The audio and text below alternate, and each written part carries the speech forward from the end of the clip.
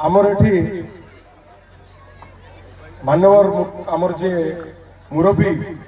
आम दलर जे सर्वोच्च नेता पूर्वतन मुख्यमंत्री श्रीयुत नवीन पट्टनायक गोटे व्रत थिला जे लोकंकर सेवा करबा एवं लोकंकर जो माने सेवा करछन्ते तांको सम्मान करबा ये होची तांकर जीवन दुईटी व्रत आपण तांकर जीवन चर्चा देखिबे तांकर राजनीतिकर टोटाल ग्यामट आपण देखिबे जे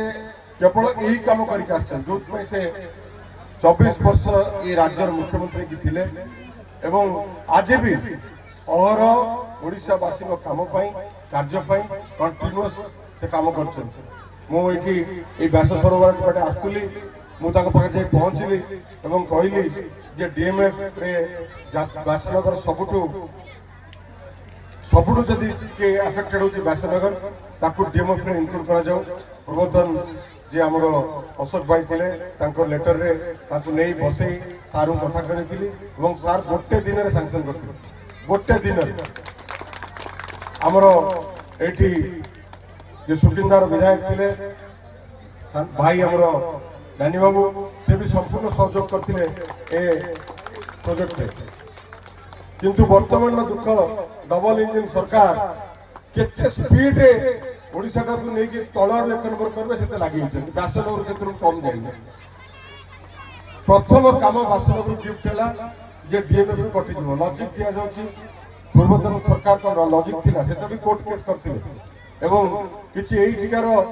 जो माने विकास विरोधी से भी कोर्ट करथिले एवं माननीय हाईकोर्ट को आरंभ करी समस्ते ताकू प्रोजेक्ट को अप्रूव करथिले एवं से प्रोजेक्ट आज व्यासनगर सेवारे लागि था किंतु आज डीएमएफ प्रोजेक्ट डीएमएफ पैसा कोई पड़े कौन ओमबार से प्रोजेक्ट पैसा मोर सिंपल कथा होची